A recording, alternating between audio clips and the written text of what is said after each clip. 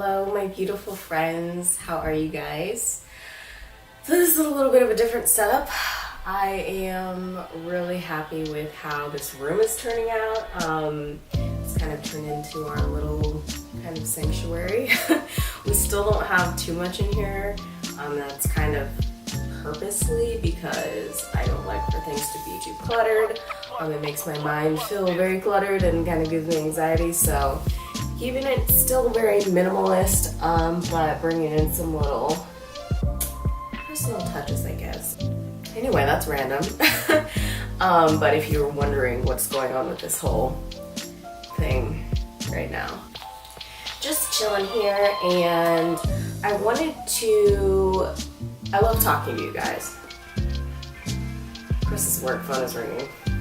So I was actually planning on doing another video today, but I'm kind of doing this thing where I'm wanting to make videos that are whatever comes up with me. Whatever is resonating with me, whatever is alive for me, that's what I want to speak on, because I find that that's what I'm most excited about filming, and that's what I'm most excited about editing. So what really kept coming up with me was kind of like something that I haven't really thought about talking about. I have to a certain extent, but I haven't really that much, I guess. Anyway, but I kind of wanted to do like an update, I guess, and I guess like an update of my experience of what's going on as far as my period and my cycles and how I am viewing them and my experience postpartum and stuff.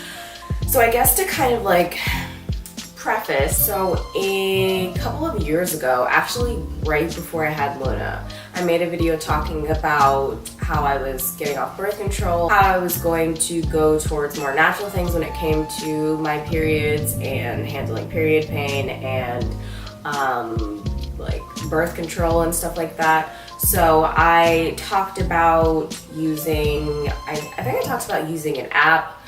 I talked about menstrual cups, and I talked about this book, which is a mess. Luna tore this up. But Taking Charge of Your Fertility, this book, which I still haven't finished. It's my goal to finish this year.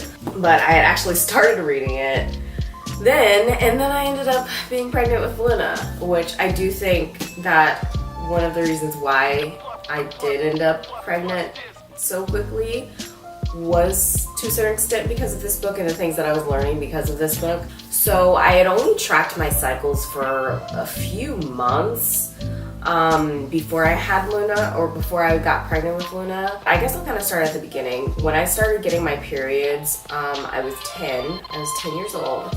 I didn't know anything. I had no idea what was going on. So basically my view of a period was that it was this like horrible thing that you didn't talk about, but women just went through it every month and it was the worst, and you just had to deal with it in whatever way you could and whatever way was best for you and your body, I guess. But I didn't really know anything else other than that. I remember, this is like a clear vision of what I remember my periods being like.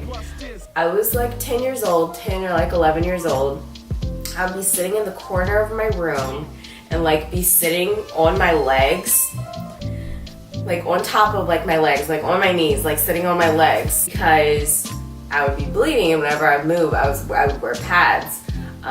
So whenever I'd move, I would feel like a gush of blood, and I hated that feeling, and it was just super uncomfortable. I felt gross.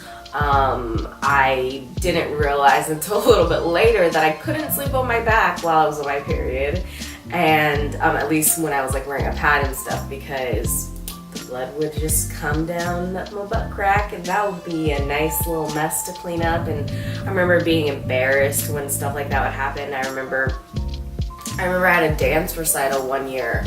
When my period first started, it was very irregular, but one year it was like during the first year that it started. It started during like my dress rehearsal for my dance recital, and I remember there being like a red mark on my tights, and I think I told my mom or something, but I just remember that moment, and I remember being like, this is not fair. none of these other 10-year-old girls are going through this. Why am I having to deal with this right now? I remember my sister starting her period at 13 and her just being in the bathroom upstairs and being like, Mom! And that's what I remember, and I thought that was how mine was going to be. But it wasn't. I definitely did not get the education that I needed to, and I feel like a lot of women, females, anybody with a vagina gets the education that they need to. Anybody in general, sexual education is so just like, so limited in this country. Luckily we have the internet and we have so many people like on YouTube and Instagram and so many places who are educated on sexual health and all of this stuff where people can actually learn what is going on with their bodies and realize that like they're not gross and they're not weird. And yeah, I also remember having a lot of discharge, which I felt was really gross and really nasty for the longest time.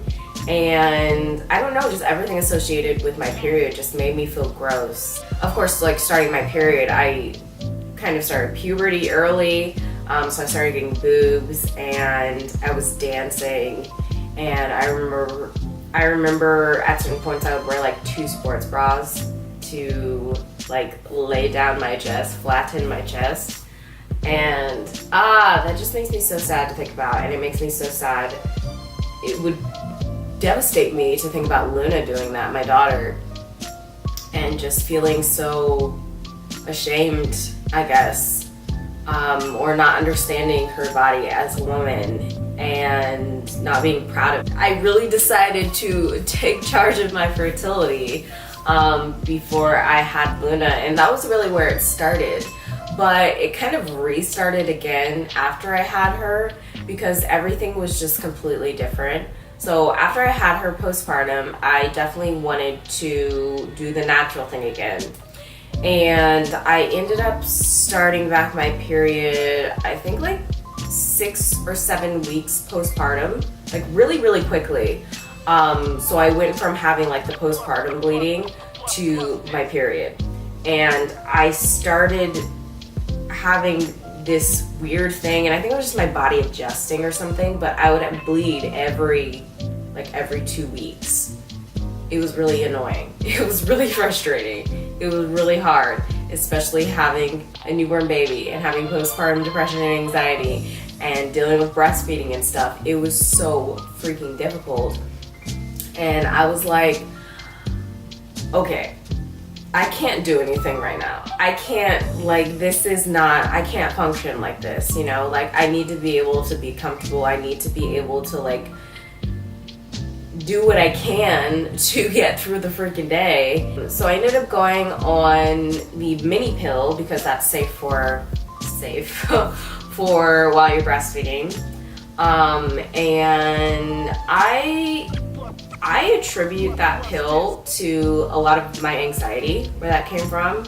My sex drive was gone. I tried to associate it to the fact that I was breastfeeding, but even after I stopped the pill and then I was still breastfeeding, because I breastfed until my daughter was like 26 months, so like 2 in a few months, my sex drive was fine. So basically went from like nothing to like whoop, like went straight back up to where it used to be. I started diving deeper into like holistic health and natural wellness and all that stuff, and I became vegan, and I just didn't feel right putting synthetic hormones into my body. I didn't feel right not having my body working in the way that it was naturally supposed to be working. I do think there is a place for birth control and everything like that, but it wasn't for me. It just wasn't for me. So I got off the pill, my skin went crazy. I instantly got my cycles back, like right on time, right on cue. They started back consistently every month, and I started tracking again. And I feel like there has been a shift as of like recently when it comes to my periods and the way that I view them and the way that I feel about them. So like I said, in the past when I had periods, it was really painful. Like I would throw up. It was really painful. I had to take 2 Motrin every 4 hours, basically the first like 3 days or so of my period. That was another thing that I was like, this is not okay. I'm not okay with this. I'm not okay with having to rely on these drugs as a crutch. Those are basically my 2 goals: to get my body working as naturally as possible on its own, and to be as pain-free as possible. Before I had Luna, I started using a menstrual cup. I actually have it right here. It's clean, guys. I actually haven't used this in a while, but this is the Diva cup. This is the cup that I was using before I had Luna. And this is the like pre-birth cup or something, I guess, if you have like a smaller vagina. So I tried to start using this not right after I had Luna, but after I got off the pill and I started having my periods again. I started trying to use this again, and I don't know what it is. Well, obviously my vagina changed, and let's just be real here. I'm pretty sure my vagina is smaller than it used to be. I did tear when I gave birth, so I had to get things sewed up, and I feel like things were sewn a little bit tighter than they were before, or maybe my body just had to get like that elasticity back in it. I don't know, but anyway, I just started trying to use this. It was really painful, so I was like, okay, let's not do that anymore. So I started using like organic, natural tampons, and I was actually using those up until like last month. I still have like a few as like emergency ones. They were contributing to my cramps. So I wasn't having nearly as many cramps as when I was using just like the conventional like Playtex tampons. My dad actually used to work for Playtex, so he would come home with tampons, and so I was using those, and they had like fragrance in them and stuff, just all kinds of funky nasty stuff that I did not want to be putting in my vagina, my lovely lady bits. So it was a lot better than using the conventional tampons, but it still was not as pain-free as I would have liked it to be. I got another menstrual cup, which is called is it the Lena? It's either the Lena, the Luna, or the Lunette. I don't remember. I'll put it on the screen though, and I'll put a link to it down below. But I can't show you because it's actually in my vagina right now. I'm on my period right now. But it's the sensitive cup, and it's really flexible, and it's really nice, and it holds all the stuff that I needed to. I wasn't sure if it would like hold enough, because I heard that you had to like get a bigger cup after you had a baby, but that wasn't true for me. It kind of just depends on the person. So I have a small sensitive cup, and it's amazing. I love it. When I started using it again, when I started using the menstrual cup again, I did have an issue with the suction. So I will try to put a video down below of like how to insert a menstrual cup. My period started on Sunday, and I was like laying in bed for pretty much that whole day because it was just uncomfortable. And I did some CBD earlier that day, and I didn't even have to take any medicine or anything. Like, I literally don't even have any medication in our apartment. I think that's a huge part of it too, is just like changing my mindset and the way that I am viewing my period as something that doesn't have to be painful. It doesn't have to be this gross, gruesome massacre, like painful, horrible experience that happens to you every month. It can be this beautiful, amazing thing that is a sign that you are healthy, and it is that exactly what your body is supposed to be doing. I'm really excited about that because it's getting me excited for teaching Luna about it and teaching her about her body, and being able to, I want to throw a party for her when she has her first period. I want it to be like a really special, beautiful experience for her, and that means that I have to do the same thing for myself. One of the things that I love so much about the fertility awareness method and like tracking my cycles and like learning all of this stuff is that it's really empowering. And I feel like that's a huge thing in my life right now. Right now is really becoming empowered in myself and in my body and myself as a woman. I just think that we are such powerful, beautiful, amazing beings, and I don't think we give ourselves enough credit, and I don't think we give ourselves enough, gratitude and celebration enough. And I'm all about women empowerment and celebrating ourselves and loving ourselves. I would love to talk about more stuff like this with you guys if you're interested. I can talk about things that are like a little bit uncomfortable to talk about. So one thing that I've been wanting to talk about is like my postpartum experience regarding sex because nobody told me about that either. So I just want to be that person who is like real and authentic and honest about the real stuff that happens, and not just like show you guys a pretty picture because that's cute, but this is real life, guys, and I'm here to show you what real looks like. I also think sex is really fascinating. I really like the subject of it. I don't think it should be something that is so taboo. Relationships shouldn't be a topic that is so taboo. And yeah, I really want to start talking about more stuff like this because it really is exciting to me.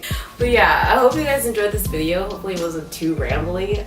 If you have any other topics you want me to talk about, let me know. And I can do that no matter what it's about. I am here for you, and I am here for me, and we are here for each other, and I'm here to support all of us collectively. So I hope you guys have a beautiful rest of your day, and I will see you guys later. I love you. Bye.